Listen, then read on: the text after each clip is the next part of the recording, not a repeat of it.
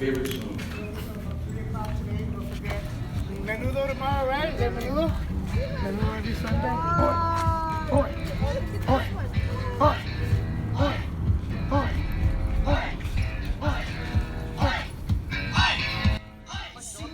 My name is Michael Patino.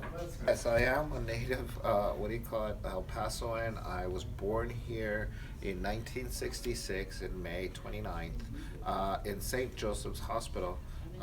Even I was born with the nuns. I was not born at Thomason, but I lived in the neighborhood called the Diablo, and that neighborhood actually was destroyed again by the border freeway, and they confiscated it for eminent domain, and that made our whole family structure just scatter all over Texas and El Paso.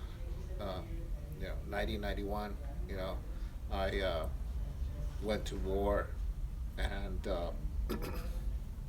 returned back home and got news that my mother wasn't doing well, so I returned back home to El Paso, Texas. And at that time, I went ahead and started building this whole structure. And here I am, stuck in El Paso, back home, and I've created the Rock House, which is, you see here, is my first as my home. It was first my home, and then I actually got on the property with talking to a ex-mayor of El Paso, Mr. Ralph Seitzinger.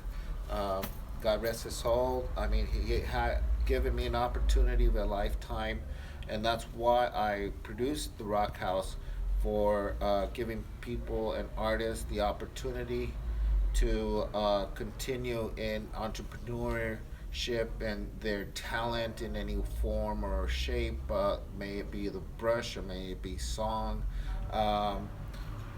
That was the most inspirational point that I had in my life, talking to an ex-mayor of El Paso and understanding El Paso the way it used to be to what it is today, sitting down and talking to a really, really honest and truthfully good politician and a mayor, Mr. Ralph Seitzinger, God rest his soul, 100 years old.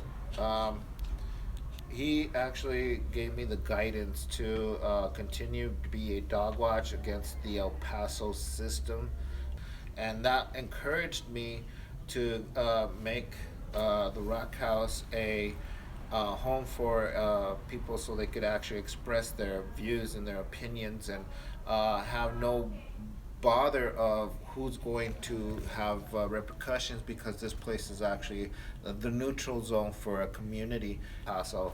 And this is where El Paso started from. And the culture here was diverse. That's what I got to say about this area. And I'm very honored to actually try to save this from demolition, because of the simple fact that El Paso has such a rich history in many cultures, not just one. And this is just not about the Pancho Villa, and it's much, much more complex than that. And people seem to ignore that this is what we have to offer for our children to come, our future children, to understand where El Paso came from, how El Paso was built, how El Paso was actually recognized, how we actually became a border, intersection for people, and we have to preserve that. This is a art community. Look at this. Look at this. This is what El Paso is. Artists.